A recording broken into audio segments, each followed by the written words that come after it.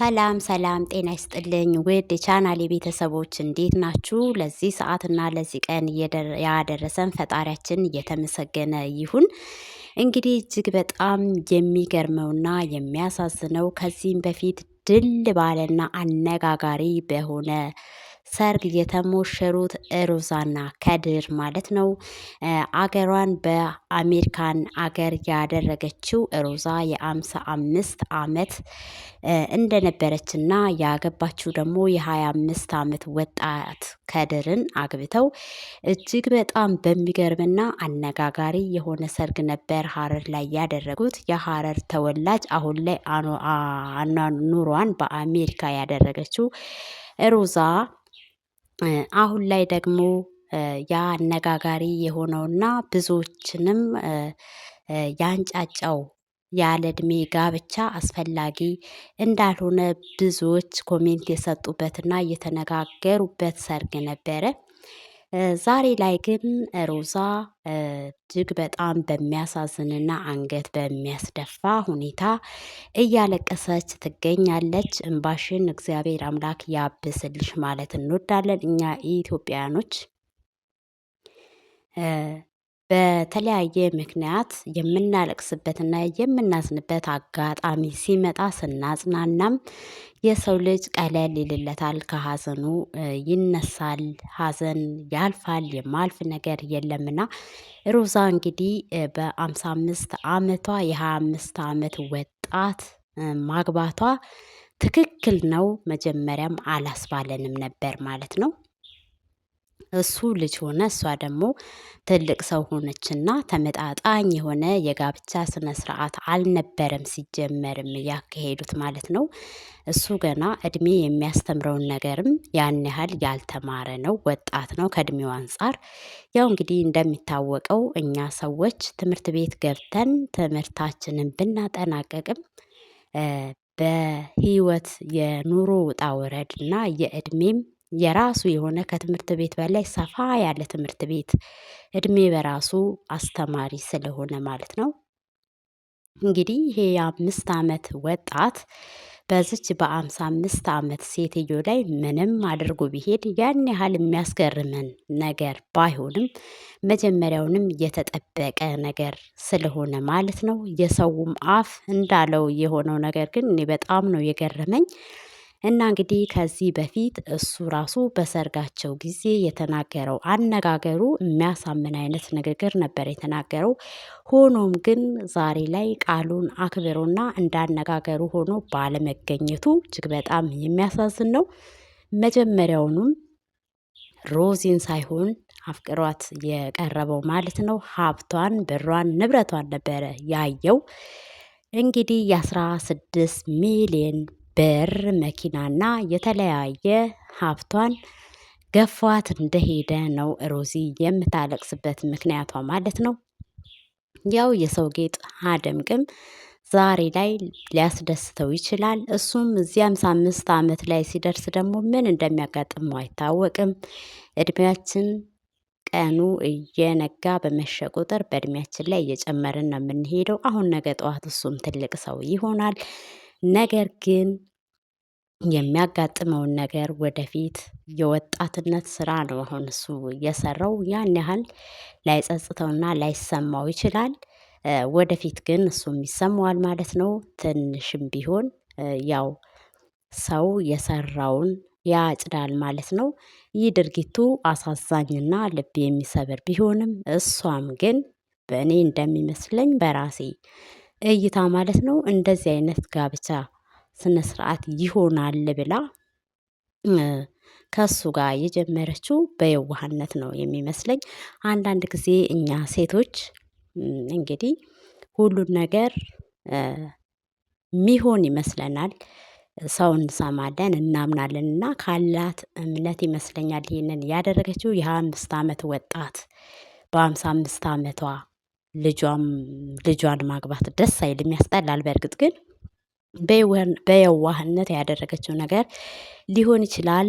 እንግዲህ የቆየውን ያህል ቆይቶ አሁን ላይ ዘርፏት እንደሄደ እያለቀሰች ራሷም ትናገራለች። በጣም ነው የምታሳዝነው። ይሄ ነገር በጣም በጣም የሚያስጠላና አንገት የሚያስደፋ ነገር ነው። ሰው እኩያውን ቢያገባ ደስ ይላል። ተመጣጣኝ የዚህን ያህል የ30 አመት በመሃል ልዩነት ያለውን ሰው ማግባት ከቤተሰብ ጋር መጋባት ነውና በጣም ተራራቀ የእድሜያቸው ደረጃ ማለት ነው። 25 እና 55 በጣም በመሃል ብዙ ልዩነት ስላለው እንግዲህ መጀመሪያ ላይ አፍቅሬሽ በቅናት የተቃጠሉ ሁሉ አግብቼሽ ይበዱ እያለ ሲሸውዳት ኖሮ ትክክለኛ ባሏ ሆኖ በ80 አግብቷት የቆየውን ያህል ቆይቶ አሁን ላይ ያላትን ሰብስቦ እሷን ጥሏት እንደሄደ እየወጡ ያሉ መረጃዎች ያሳዝናሉ ማለት ነው። ነገር ግን የሰው ልጅ እስትንፋሱ ጤና ካለ ይሄኛውንም ንብረት ሰርታ ነው ያገኘችው። ሮዚ አሁንም ወደፊት መቀጠል እንዳለባት ነው የሚሰማኝ። ነገ ጠዋት ያ ንብረት ይገኛል። እግዚአብሔር አምላክ እኩያሽን ይስጥሽ ማለት እወዳለሁ ማለት ነው።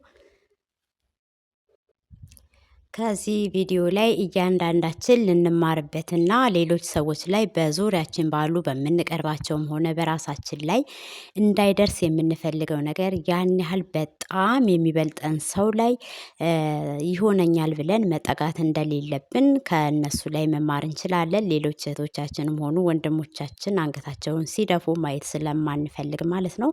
ያን ያህል የተራራቀ ከሆነ እድሜያችን ትተን ወይ ለብቻችን መቀጠል እግዚአብሔር የፈለገው እና የወደደውን ማድረግ ስለሚችል አለማግባትም ይቻላል፣ ማግባትም ይቻላል። ነገር ግን የምናገባው ሰው ግን ከእድሜያችን የተመጣጠነ ያን ያህል በጣም ልዩነት የሌለው ቢሆን ይመረጣል ማለት ነው። ያው ይህ ነገር የሚሰጠው ከፈጣሪ ቢሆንም ፈጣሪ የሚመጥነንንና ኩያችን የሆነውን ያውቃል፣ ያመቻቻል። እንግዲህ ይህ የሚሰጠው በእኛ ምርጫ ብቻ ሳይሆን በፈጣሪ ምርጫም ስለሆነ እንደዚህ አይነት ጉዳይ ውስጥ ስንገባና ስንጀምር እግዚአብሔር አብሮን እንዲገባ የሁላችንም ጸሎትና ልመና ነው። ነገር ግን አልሆን ብሎ ደግሞ ከተበላሸ በኋላ ህይወት ይቀጥላልና እንደ አዲስ ራስን አጽናንቶ ራስን አበርትቶ ጎበዝ ሆኖ ወደፊት መቀጠል እየተሻለ ነው። በዚህ ስብርብር ብሎ መቅረትና በጣም ማዘን ደግሞ በራሱ ሌላ ችግር ስለሆነ እንግዲህ ነገሩ ከሆነ በኋላ ወደ ኋላ ተመልሰን ማስተካከል የማንችለው ነገር ቢሆን እንኳን ነገ ሌላ ቀን ስለሆነ ወደፊት መቀጠልና ጥሩ ጥሩ ነገርን እያሰቡ ሰርተሽ ያገኘሽው ነገር ስለሆነ አሁንም ሰርተሽ ማግኘት ስለምትችይ ዋናው ነገር ሰላምና ጤና ስለሆነ ጤናሽን ይስጥሽ። አሁንም መስራትና ማግኘት ትቻለሽ። ትዳር የምትፈልጊ ከሆነ ደግሞ እግዚአብሔር የልብሽን ያውቃልና ሌላ ሰው ይሰጥሻል ማለት ነው። እንግዲህ ጥሩን ነገር እያሰብሽ ወደፊት መቀጠል ነው ያለብሽ። እኛም ከዚህ ቪዲዮ ላይ የምንማረው በህይወታችን የሚመጣው ሰው ምን አይነት ነው? ማንም ፈልጎ ነው የመጣው ንብረት ወይስ እኔን የሚለውን ነገር በትኩረት ወደ ውስጥ አስበንበትና አይተን ብዙ እህቶቻችንና ወንድሞቻችን ሴቶች ብቻ አይደሉም ወንዶችን በዚህ ጉዳይ የሚጎዱ አሉ ማለት ነው። ለወንዶችም ሆነ ለሴቶች ለሁለቱም ይሄ አስፈላጊ ትምህርት ስለሆነ አይቶ የመጣው ማንን ነው? ብሬን ወይንስ እኔን የሚለው ነገር ላይ ፎከስ አድርገን በስነ ስርዓት አይተንና መርምረን ነው ወደዚህ ህይወት መግባት ያለብን ማለት ነው ከፈጣሪ ጋር። እንግዲህ የእግዚአብሔር የፈቀደውን ያህል ኖረው እንደዚህ አይነት ዜና ደስ የሚል ዜና ባይሆንም ነገር ግን የሆነው ሁሉ ያው አይቀርምና የፈቀደው ነው የሚሆነው። የሰው ነገር ደግሞ የትም አያደርሰንም። የሰው ጌጥ አያደምቅ እንደሚባለው ማለት ነው። ገንዘብ አላፊ ጠፊ ነው። የሰው ልጅ ግን ጤና ካለው ወደፊት መቀጠል ይችላል። እንግዲህ ወደፊት እንድትቀጥይ የሁላችንም ፍላጎት ነው። ነገ ሌላ ቀን ነው። ነገ አዲስ ቀን ነው። የሰው ልጅ በፍቅር ህይወት ውስጥ ይጎዳል፣ ስብርብር ብሎ ይነሳል። ያ አይሆንም ያለው ነገር ሆኖና ታድሶ እንደገና ቆንጆ ነገርን ያገኛል። ይህ የሚሆነው ደግሞ እግዚአብሔር የተጎዳን ሰው አይቶ የወደቀን ስለሚያነሳ የተረሳን ስለሚያስታውስ ነው ማለት ነው። ህይወት ይቀጥላል።